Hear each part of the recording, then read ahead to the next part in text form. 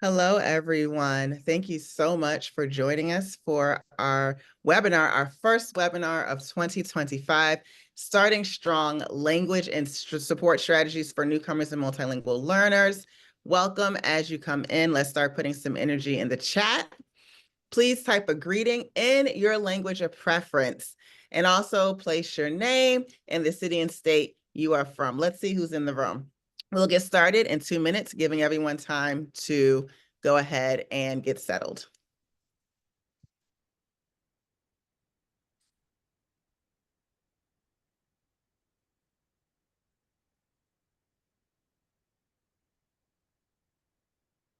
Oh, we actually have a fellowship participant. Hey, Indiana, thank you for joining us. So good to have you. Kansas City, Silver Spring, New York, Florida, Arkansas, Oregon, New Mexico, Massachusetts. Idaho, wow. Another fellowship member, whoop, whoop. Louisiana, go Tigers. DC is in the house, the 202. Jacksonville, Florida, Maryland, we have the DMV area, California. Hola. Excellent. We're going to share node catchers in a moment. Correct. Thank you. Minnesota. So we have individuals from all over the nation. Thank you so much for joining us. You can continue greeting each other in the chat and representing your city and state. We are all about, at Instituto Mundo Verde, we're all about creating community, even if it's virtual. So we want to remind you to engage just like you are. Engage with the chat whenever we have prompts. The best learning comes from each other, right? And also, if you have any questions, please use the Q&A function. The Q&A function will be reserved for questions, and we'll be taking questions from those that put the question in the Q&A. Take a moment to read carefully through our code of conduct. And when you have finished reading our code of conduct, you can go ahead and type done in the chat so we know that you have had enough time to process it. Thank you.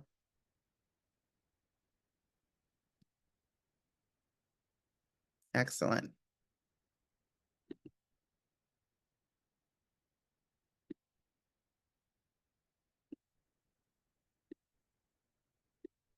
So we're going to assume that if you're still in the room, you agree with our code of conduct. Thank you so much for taking the time to go through the code of conduct. We're going to go ahead and start with introductions. My name is Jennifer Kwaku. I am a proud member of the Instituto Mundo Verde team. This is my second year with the organization, serving as a facilitator and a coach. And with our parent school, Mundo Verde, I've been with the organization for over 10 years. Hi, everybody, and I am Berenice. I'm the director of Instituto Mundo Verde. I've been a founding teacher, coach, and I am so excited to kick off this webinar series this year. Just to answer one question that came in the chat, we are recording this webinar, so you will be able to have access to that and share it with everyone that you think might benefit from it. So yes, thank you for being here this evening. And one other thing to mention is we are doing this session again in Spanish. So if you are on this call, you are on our email list, you will receive an announcement, and we will also share that broadly on our website when we will do this again in Spanish. We're going to start off with a watch and reflect. So go ahead and put your educator's hats back on. I know it's the end of a long day, and some of you all might have taken it off, but go ahead and put it back on. And we're going to watch and learn a little bit more about the experience of in a school in the northern part of our nation and how they come together to support the needs of their newcomers. And be ready to share what's coming up for you in the chat right after the video.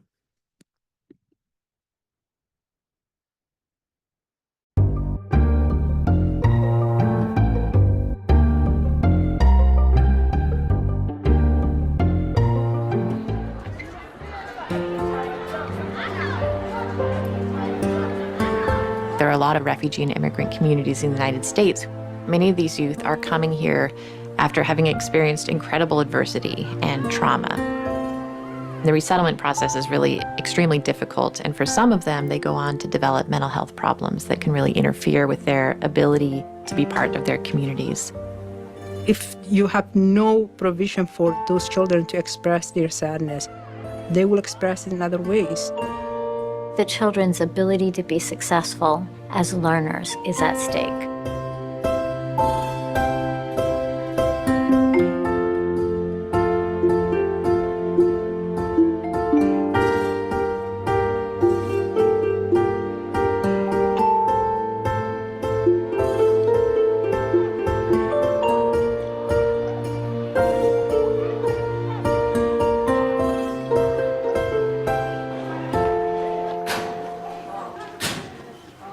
It was more like benign neglect, differentiating between the naughtiness of a typical 13-year-old and a response to trauma takes a little bit of training. Sometimes we intervened with consequences when what was needed was mental health supports. What we've done is embed our mental health services in a school system. Kids are coming anyway. The school system is really valued. Education's highly valued by families. If I'm school-based, it's part of the school. It's part of the school day.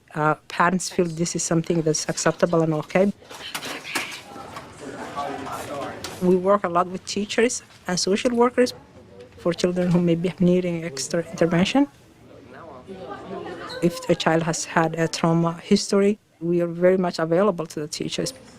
We do trainings on trauma and culture, and we also do groups.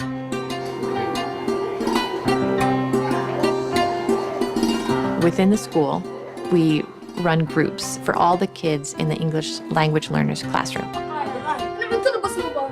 Ooh, what did you just say? I just said I feel comfortable staying here. You do? Okay. Do you think we can talk about goals that we have for the school year? Yeah. To play soccer. To play soccer. Do you remember how we made the group goals last year? What do we want to accomplish? Learn how to respect each other. I like that. To behave.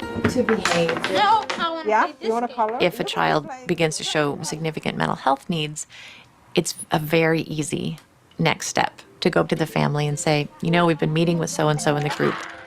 He's really benefiting from it. I think you might really also benefit from meeting individually. And in fact, maybe we could work with your family also. Here's what we're seeing and here's what we're thinking we might do.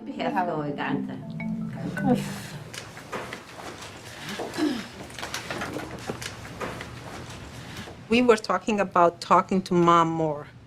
He worries a lot about her, and if we can start a communication where we actually ease his anxiety by talking about how safe mom is, reframing his concern. It makes perfect sense. If he comes from a refugee camp where he was in chronic danger, he's walking home from school, he's in chronic danger, why would he believe that anyone in his family is safe until we actually address the core issue of safety? So I'll be curious. It's so important that when you create a program, it takes into consideration the way that people relate to each other in a culture. Especially when we're talking about the needs of children, that we're expecting parents to trust us, caring for their children, helping their children. We want them to know we are there for the family. There were no Somali social workers in the entire state of Massachusetts before we started this program. We partnered with Boston University School of Social Work, and they provided 2 full scholarships and mentoring and training to 2 individuals from the Somali community. So then they all talked about how in Somalia there is healthy and mad. But then in America you have depressed, anxiety, you have all these things. And there's no Somali definition of those words. And that's One of the big successes for us has been that we've started to have families ask for services, saying, how can I get my child in to be part of this program? maya behaviorka other schools jiro Boston programkan ma laga yaabaa ina aad balaarisaan oo gabdhaha dhaqan ku dhagan ya macnaha iskuulka markaas ay soo galaan miiska iskaga istaagi jiray ma ay aqoon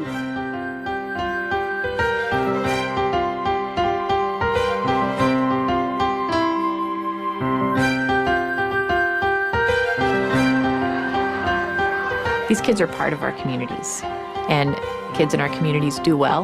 We all do well.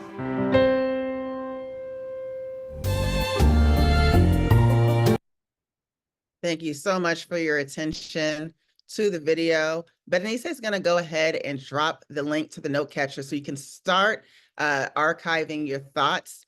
And while you do that, catcher, also place in the chat what is coming up for you after you watch the video. What is coming up for you after watching the video?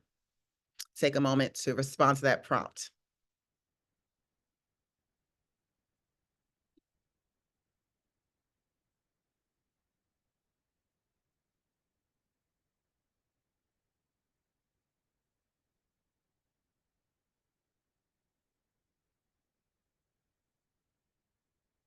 We have some responses starting to come in. We don't know what is behind every child. Thank you, Luz.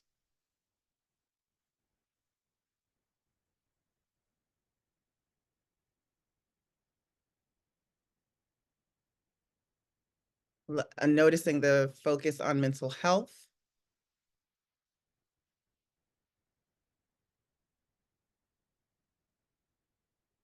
We're seeing the trauma, making a connection to an experience that one of us had in the classroom.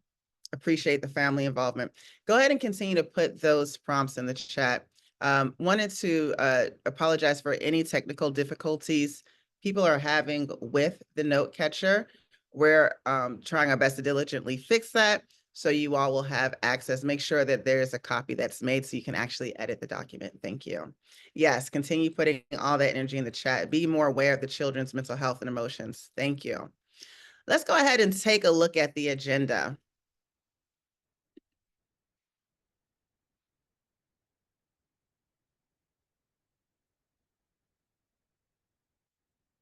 And so we know, and as the video exemplifies, and you all have obviously experienced as evidence through the chat, our newcomers are all coming to us with different experience, different situations, different strengths, and different challenges. And a lot of these experiences, we as staff members may not be familiar with, right? But is our duty to build those connections, build those relationships, so we have a better understanding of the needs we have to address. And so the goal for our time today is to get a good look at a variety of strategies we can start implementing in our classroom, in our learning environments, in our school buildings with our teaching teams tomorrow to ensure we're meeting the needs of our newcomers and multilingual learners. With that, let's make sure we're all familiar with how we're using this term, because terms like newcomer, migrant student, these terms are thrown around a lot, and sometimes there's not a common understanding of what it is. So today we are going to use the definition that is defined by the U.S. Department of Education, which is newcomer is actually an umbrella term, right? So there are many designations under newcomer, but it's an umbrella term that describes anyone who's recently come from another country, migrated to the U.S. That's a variety of people, right? It may or may not be a refugee. They may or may not be designated as SIFE, a student who has had interruption in formal education. But we do know all of our newcomers have certain needs, and we're going to go over those needs right now. So our learning target for today, I can identify and commit to implementing one strategy that fosters a safe, welcoming environment, supports access to high quality instruction, addresses social emotional needs, or builds respectful partnerships with families to help newcomers succeed. This is a tall order, and we have less than an hour to go through the materials. So our goal is to give you a high-level overview of all 4 of these components: environment, high-quality instruction, social emotional support, and family involvement, and to give you a little bit of time, just a little bit of time to do a deep dive into one, so then you can come out today with an action you're going to implement. So in a moment, I'll go back to the learning target so you remember what those components are. But so far, which of those 4 components of the learning target are you most interested in growing? Is it the component discussing a welcoming environment, Do you want to grow your toolbox when it comes to making high quality instruction accessible for your newcomers? Do you want to grow your strategies on providing social emotional supports? Or do you want to learn more about growing those respectful partnerships with families? Go ahead and put that in the chat. And keep it in mind, right? Because that might be the one you stick with when you do a little bit of independent learning. Okay, I see a few high quality instruction, social emotional needs. I see a partnership with families. Safe and welcoming environment. That's where it starts. I need all of them. We all need all of them, right? The good thing is that you will have access to supports and materials based off the newcomer toolkit that was developed by the U.S. Department of Education that addresses all four. So even if you don't get to dive deep into all of them today, you'll have an opportunity to access that at another time. All right, so let's break down what these four components are. Environment. You want to consider, is your environment safe and welcoming for your newcomers? Your instruction. Do your newcomers have access to high quality instruction? Because all students, especially our newcomers, have a right to grade level high quality instruction. Are you addressing the social emotional needs in a culturally responsive, respectful, and developmentally appropriate way for your newcomers? And then most importantly, and I would say it has a through line with all of these components, is the family, right? The most important partners in the work.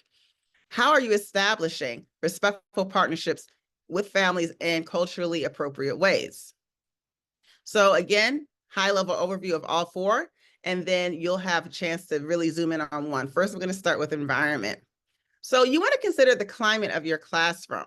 And when you consider the climate of the classroom, you're doing this work at the beginning of the school year, really, and before any newcomers come into your classroom. But it's never too late to start if you haven't done the work intentionally. You want to consider what you're doing as an educator to foster healthy student mindsets of belonging with your students, explicitly teaching different strategies and giving them the resources and tools needed so that your students can start creating authentic relationships across differences, right? So are your students able to create relationships across different identity differences, whether it's gender, whether it's a socioeconomic status, whether it's academic ability, or are your students clicked up? Right? That is an indicator that maybe there needs to be some more work done in your classroom to create a more welcoming environment for your newcomers. And then something that's not often thought about or spent too much time on is the quality of your introduction. An introduction, although is very brief, a brief moment in time has a lasting impact. Did you take the time to learn how to pronounce the name of your newcomer student? Did you reach out to the family? Did you ask your student, am I saying your name right?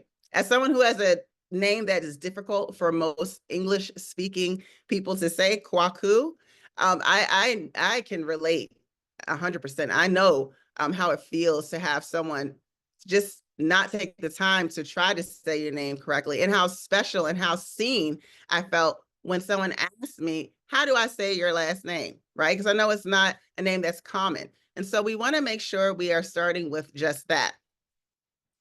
You also want to make sure that your classroom represents a global society. We are all for authentic representations, right? So photos as opposed to things that are printed out from TPT.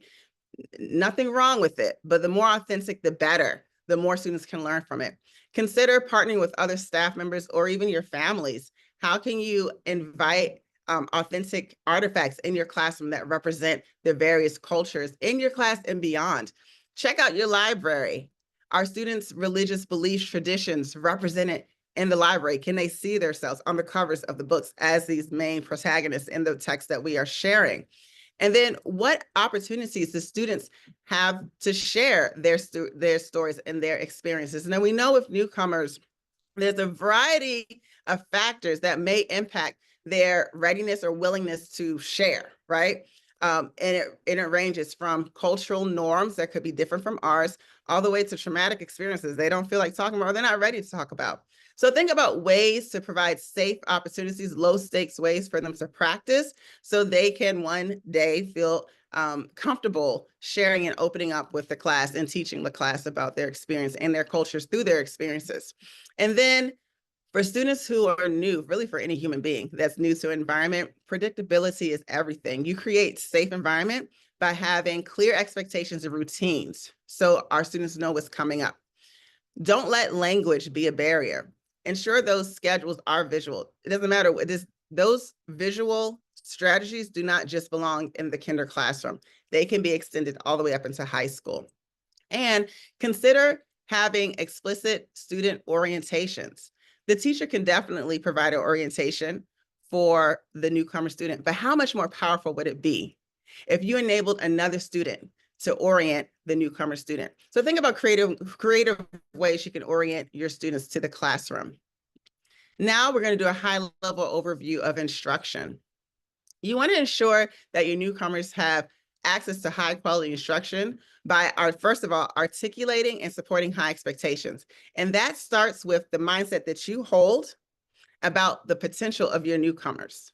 Because whatever that mindset is, it is going to show in their actions, right? And that'll have a direct impact on how far they succeed under your guidance. And so you want to believe in their success by setting these high expectations, and then ensure they can be successful by providing these scaffolds, right? And the scaffolds are wide and broad, from visuals to think time to translanguage strategies. We'll talk about that a little bit later. There's all types of scaffolds you can include, but make sure you are supporting them for success. You want to make sure that the content is accessible through language. There's no need to teach language and content separately. You want to teach the language through rich, engaging content. And actually research shows that there's more language development when it's taught through content that is appealing, that's relevant, that's interesting and engaging. So please do that for the good of your newcomer students. And then, as I said before, translanguaging and language bridging activities. This is important for a few reasons. One, translanguaging and bridging language, it honors their home language, right? It puts their language on an equal footing.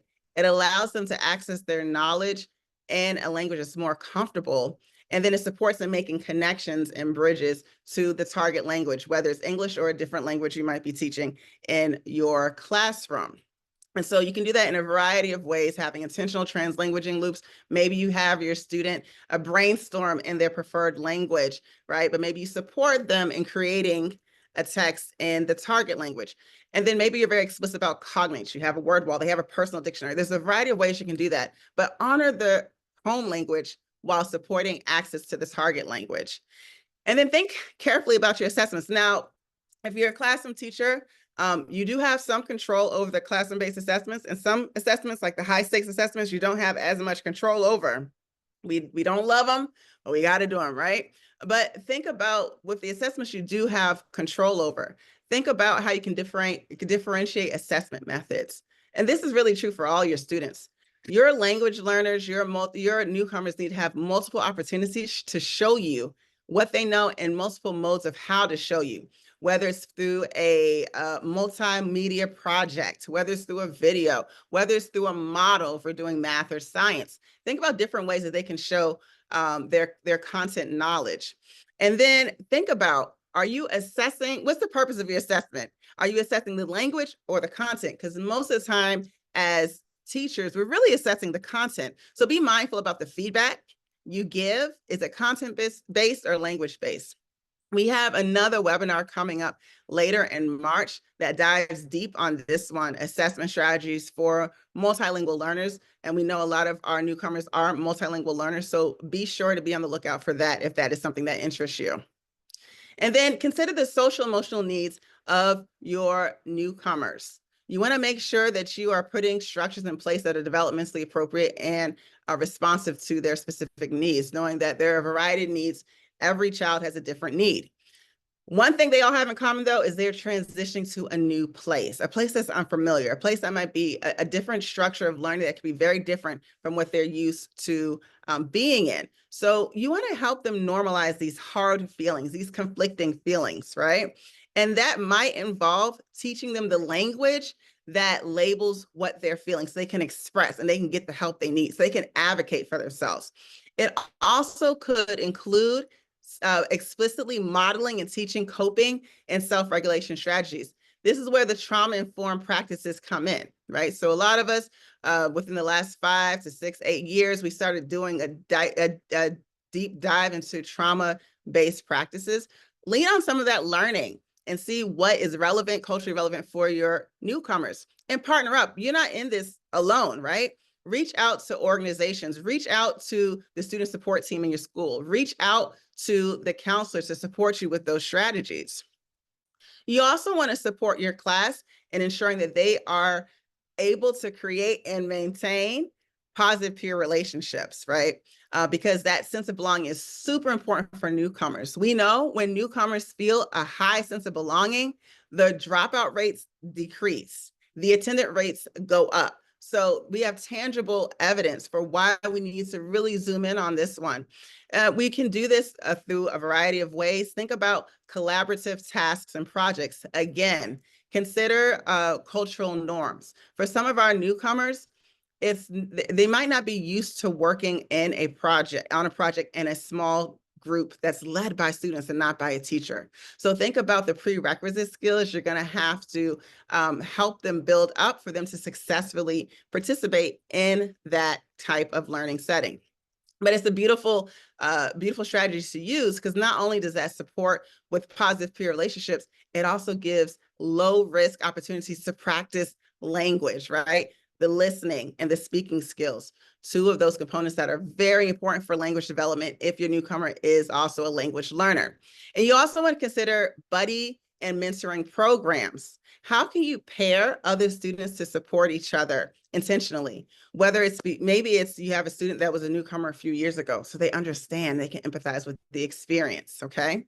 Maybe you have a student that has a similar hobby as a newcomer, so they're going to make that connection there. So think about how you can leverage the strengths of some of your student leaders and support them in supporting the newcomers acclimating with the environment. And then finally, you want to support with intentionality, identity positive attitudes, right? So this takes a little bit of work from you. You're going to need to research and get to know your newcomer student. And that's done by partnering with the families. It's done by having conversations, maybe a lunch bunch with your student to get to know what those strengths are. And then you're going to want to create opportunities in the classroom for them to experience those successes and those joys in an unfamiliar environment. If you know that they have a inclination for a specific activity or a specific song or whatever it is, make sure they have that opportunity to experience that in the classroom to make it more familiar and to have positive associations with this new environment. And then you want to make sure that you're creating opportunities for your newcomers to share their diverse experience and their opinions. Not only is that a way to build self-confidence and positive self-identity, it's also a way from your students to learn from our newcomers. And then finally, family. What do you need to keep in mind when establishing respectful partnerships with your family? First, it all starts with trust and authentic relationship. When we make that initial connection with the newcomer family, we need to do so on their terms. We need to make sure we're accommodating to the needs of the family and not our convenience. And it could take a little bit more work on our part, but the effects go a long way, right? So consider where you're meeting.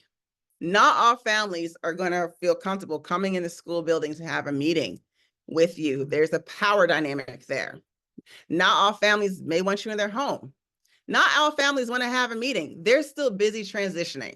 So get to know the needs of your family, but make sure there's no barriers to making that initial connection, right?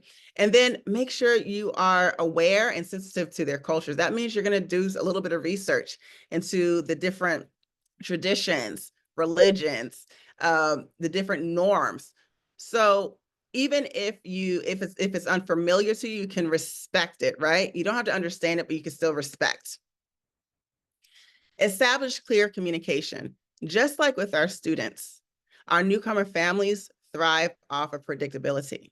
All right. So they need to know that they're going to hear from you on a regular basis, clearly. We want to make sure we are making sure language is not an impediment to them understanding important things that are happening in the school or with their student. So do the work beforehand to get important documents translated. For meetings, back to school nights, 504 meetings, entry meetings, make sure you have an interpreter there. Sometimes it's hard for the school to ensure these services are there for our families. So what services does your community offer that you can tap into? Like we're based in Washington, D.C. D.C. has a free language line you can always dial into if you need an interpreter to support with a conversation.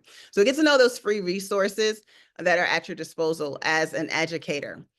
Make sure your dialogue, your invitation to communicate are invitations for two-way dialogue instead of one-way dialogue. So instead of just giving an update and closing the conversation that's not even a conversation, and closing the exchange or whatever like that, you want to ask an open-ended question, right? Provide space for the newcomer family to respond back. Two-way dialogue is fertile ground for trusting relationships. So make sure you provide opportunities for that. And then have a variety of ways for your families to engage and plug in to the school community and your classroom. Some of your newcomer families will have time to come to the class and make copies and read a book, serve as experts. Some will not. Some of your newcomer families are more interested in connecting with other families, like in affinity spaces, or just with other families that can help them get acclimated to this new community. So ensure that you're providing opportunities or you're giving information for how your newcomer family can get plugged in. Something to note here, if you are facilitating a family event, if you've ever done this, you'll know that sometimes our families tend to go into cliques, much like our students, right? So you'll have this, the Spanish-speaking families, they tend to congregate together. The English-speaking, the Black families, the families of a similar socioeconomic status tend to cluster together. The work of equity is to encourage relationships across differences, right? And so you want to think about intentional protocols you can put in place to encourage families to mix and mingle with another family that they may not naturally gravitate towards.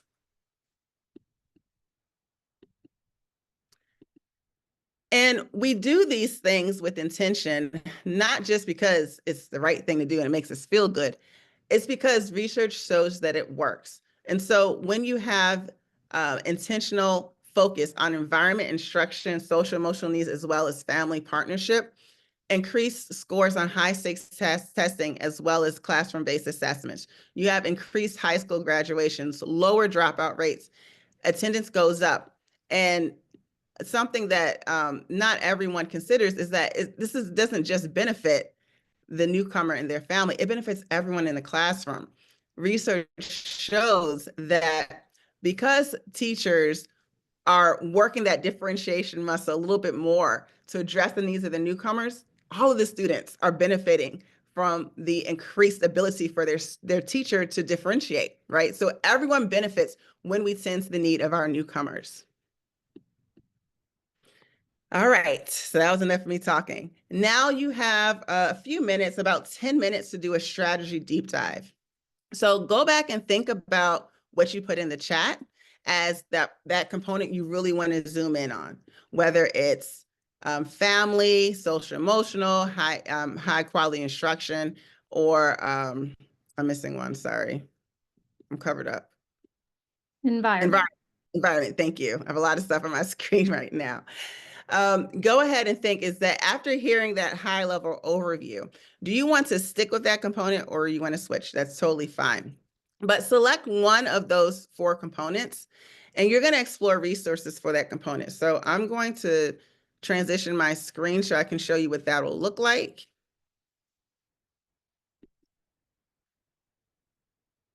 All right, here we go. And so in your note catcher, you should also have access to a variety of links. And one of those links is a resource packet that looks like this. So you have 4 headings. You pick the heading that matches the component you want to do a deep dive on, and you click on it. Once you click on it, you see that you'll have a menu of about 4 to 5 resources that give you more information or practical tools to address that need. Now, just to be clear, a lot of these resources, it's a mix, but a lot of these resources are adapted from the U.S. Department of Education toolkit for newcomers. So if you want to see, and so we've truncated, I mean, that if anyone has seen that document, you know, it's like 100 pages, that resource is a very rich resource. If you want to really do a deep dive in all of the resources, go ahead and you can have access to, we also have a link in the no catcher for that as well. But we have curated a few we thought were high impact, and we've also adapted them as well. So go ahead and peruse through these resources. For the time that we have together today, you probably only have time to go deep into 1, maybe 2, right? But again, you have access to all of these forever. So after this call, you can go deeper into any of these resources you want to go deep into.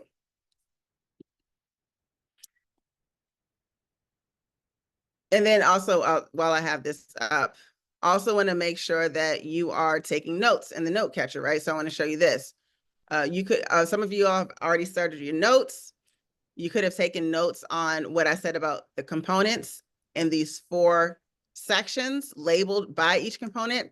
And as you go through the resources, you can add on notes in the appropriate section as well. Jen, I just want to remind folks that I am placing in the chat the Newcomers resource document that you just walked folks through. In case you haven't seen it, in case you've missed it, it's right there. And there was one question. Yep.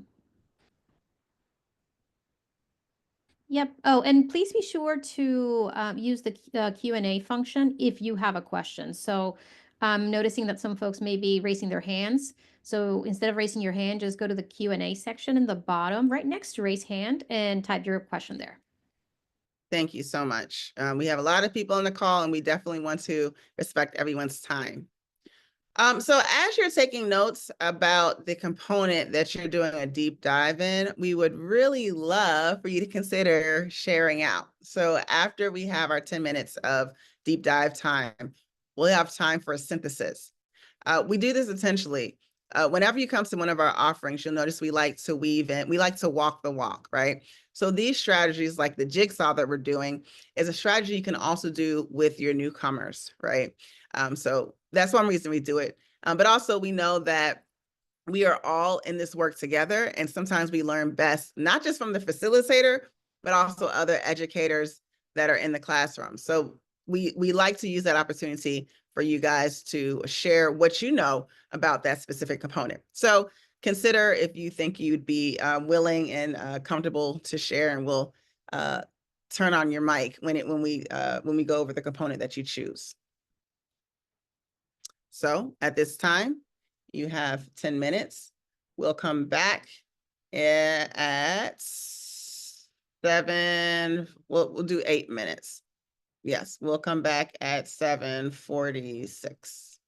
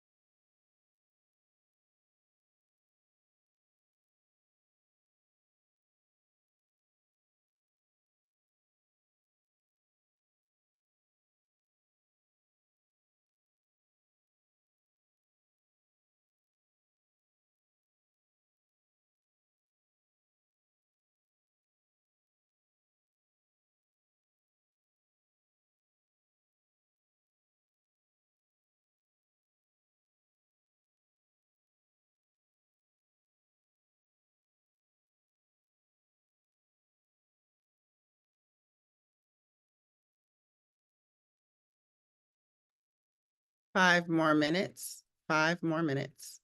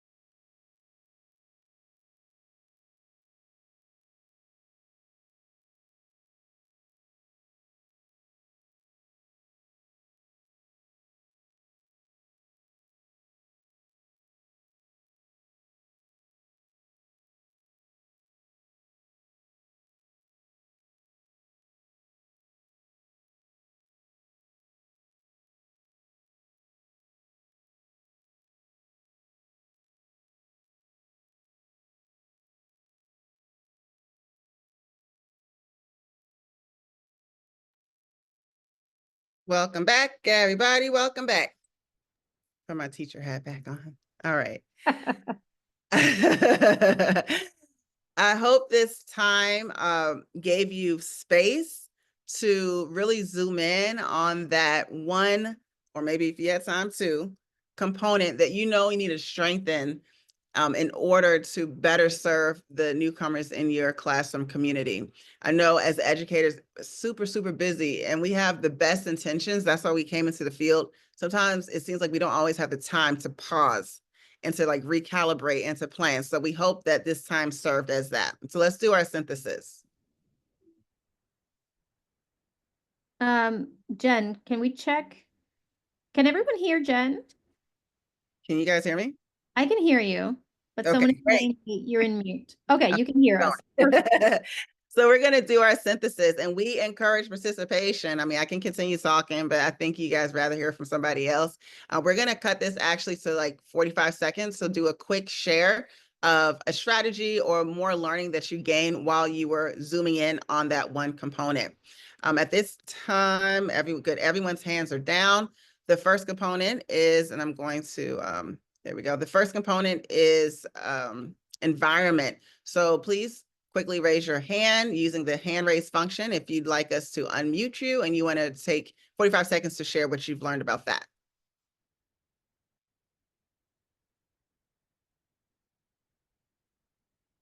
Perfect. We have Layla. Layla, did I say your name correctly? It's Lila. Lila. Sorry about that. Thank yeah. you, Lila. Go ahead and Okay. share with us. 45 seconds. Well, I learned that there's a lot of stuff you should introduce the family to, like that there's like after school programs, stuff like that, the jobs of other staff that isn't teachers.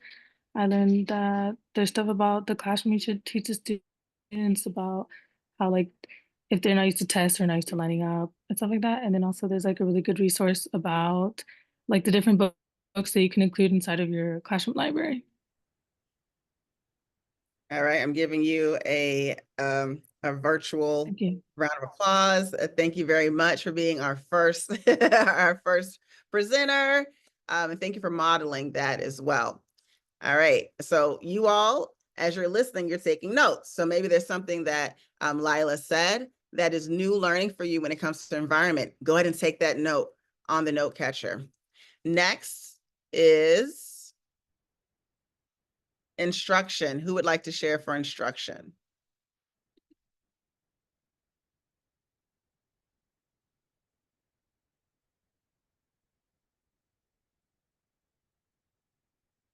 All right, we have Chelsea. Excellent. Chelsea, you're up. You just have to come off of unmute, but you are allowed to do that now.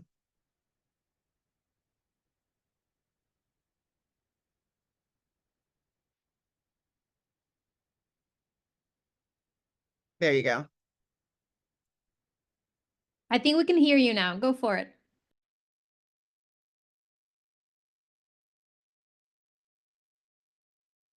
If you're talking, we can't hear you. At least I can't.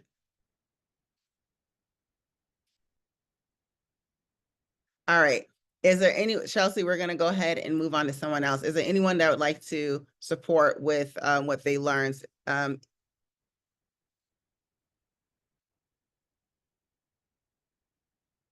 Okay. So one thing with instruction I would like to point out is they have a beautiful checklist for teaching global competence. So no worries, Chelsea. Thank you for trying. No worries. So if you haven't gone into that section, go ahead and dive deep into that. One reason we teach global competence in service of our newcomers is to create inclusivity and belonging. And there's actually a checklist in that list of resources that you can actually ask yourself questions about the lesson that you're planning to ensure it's relevant, it's appropriate, it's respectful, and it really it authentically engaged different cultural issues. So definitely check out that resource under the instructional heading. We're moving on to social emotional now. Who would like to share for social emotional? All right, we have Lynn. Give me 1 second. All right, Lynn, you're on. Okay, so what I found in the resources was this thing about core stressors, which piggybacks off of the video. When these students are coming to us, the new language learners, we're not sure of the trauma that they're going through outside of school, has nothing to do with school. The acculturation, what their family relationships are like, their language learning abilities, isolation. A lot of them feel isolated due to discrimination or loneliness or alienation of being a quote unquote foreigner, or new person to a country that they're not accustomed to. And then the last one was resettlement, like our refugees, having their basic needs met. So we need to make sure that their basic needs are met before we can even begin to understand what they're going through. Excellent. Thank you so much, Lynn. That was my favorite resource out of social emotional because I myself, I don't have the experience of a newcomer. I'm a child of a former newcomer, but I haven't experienced that. So taking the time to go over that diagram and then look at those definitions and those terms that describe experiences that our newcomers are coming with. Some of our newcomers are coming with, not all, because it's not a blanket experience.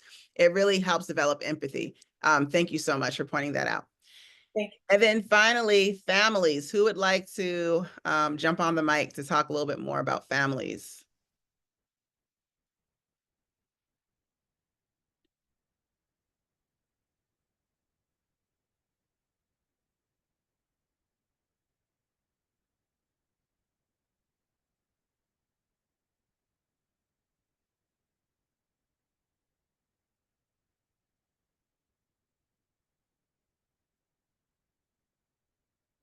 All right, I will go ahead and share. Oh, never mind. Angela, right on time, because I was about to start going. Go ahead, Angela. I was curious, did we miss environment? We started with environment. So I must have missed that. Because I thought someone had talked about the for families. Oh no, that was the book room. For families, I love having I think in the video or if it was the toolkit, they had having a hotline to be able to have families have an immediate interpreter if they needed to. For our school, we actually have a social worker that we hired during the pandemic when we had lots of money, and we found out that our social worker is just the most valuable person in our school building. And so that might be another thing, is to have a social worker hired within the school so that they can help families transition, not only to, they come to America and that's a huge transition, but then just to focus on their community where they're actually living in and their town or their city. And usually the social worker, at least our school social worker, is amazing. She knows where all their services are met. She's even gone to different entities, like going to UPS and to show them where that is and how this works, going to the post office, going to the Social Security office, showing them where the police department is and the fire department is, and how to make all those contacts. It's just amazing, all the little intricacies that families, they're the pressure that they have, and how our social worker helps try to relieve some of that stress.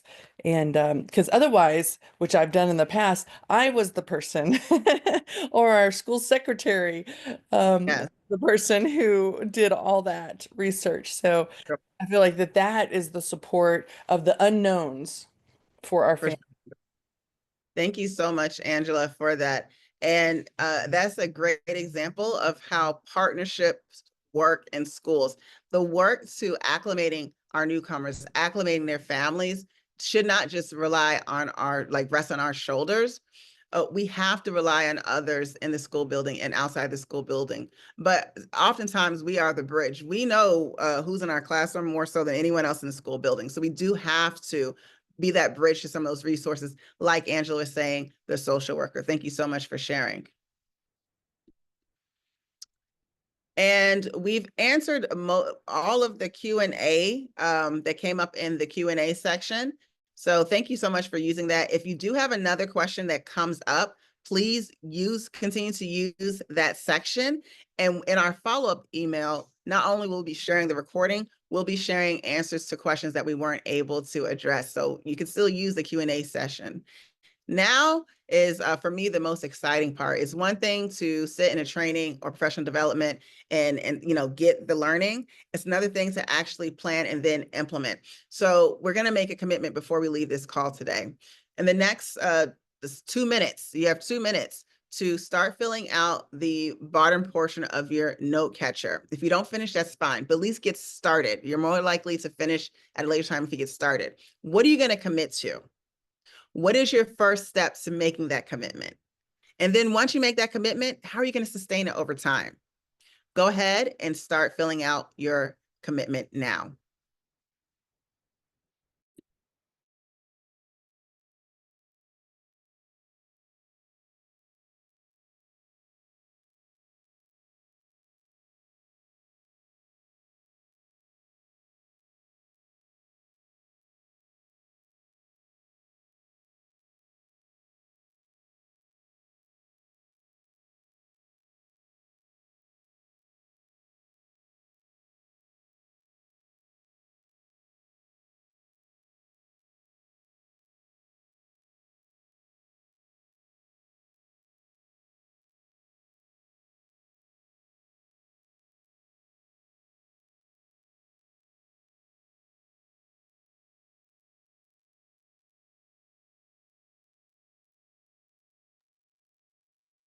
All right, you can continue working on your commitment. As you start to finish that commitment, start transferring some of that energy to the chat for our last whole group share. How will your commitment impact the experiences of your newcomers? Put it in the chat so we can all see it and hold you accountable for it. How will your commitment impact the experiences of your newcomers?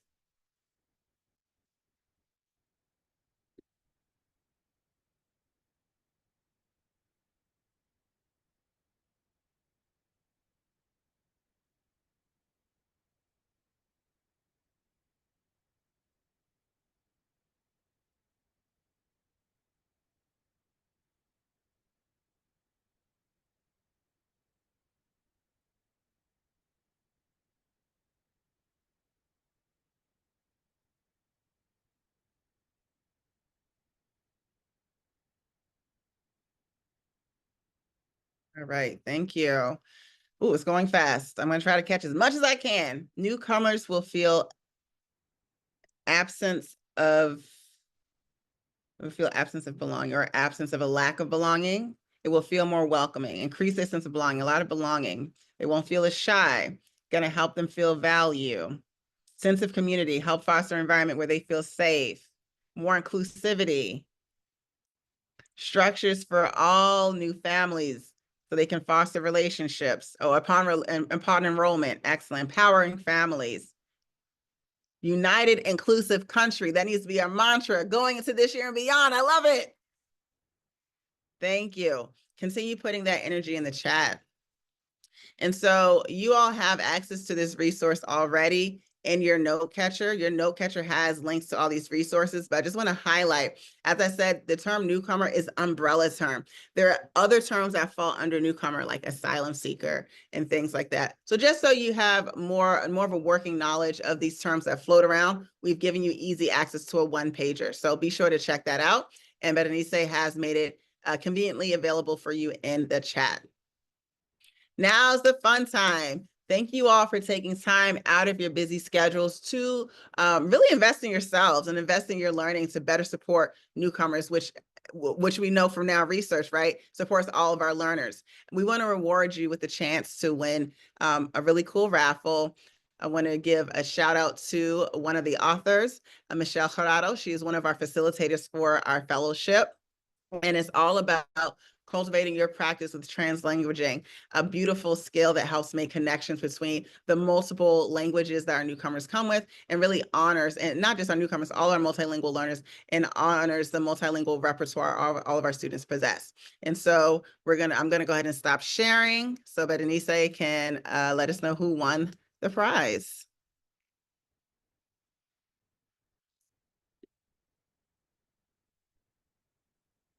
This is probably the biggest picker wheel that I've done. So I hope I got everyone's name.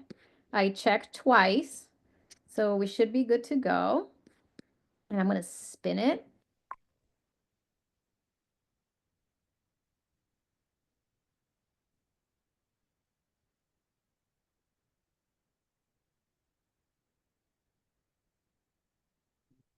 Oh, Chelsea, that was the second presenter, right? Chelsea, are you still here? You have to be here to get the prize, so say something or say something in the chat or something.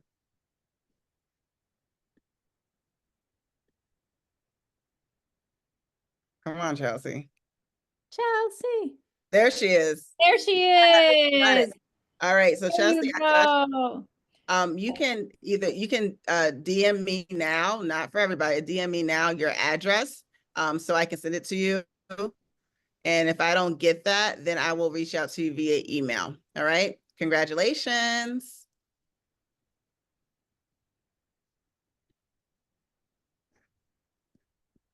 All right.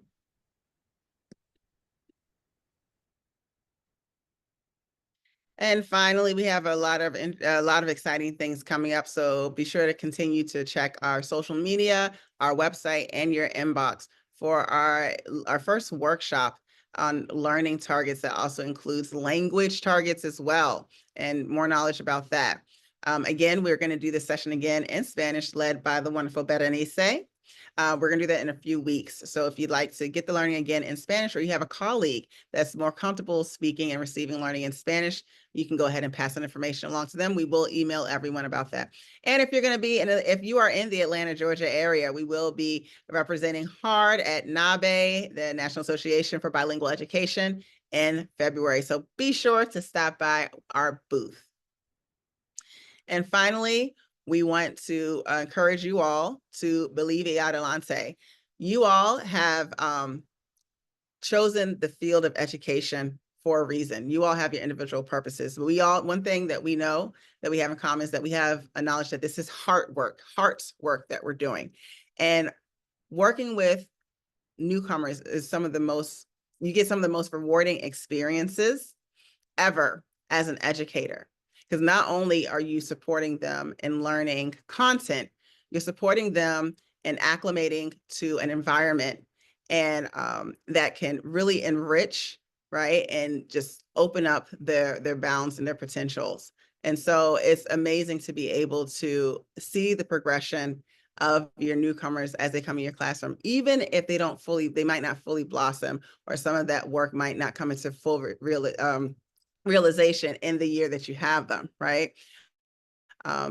So thank you all all for the work and the dedication you bring to your school communities. And thank you for investing some time in your own personal growth with us this evening. Believe it, adelante. Fight the good fight. Please go ahead and fill out the survey before you leave, and we will email it as well. Thank you, Thank you. everyone.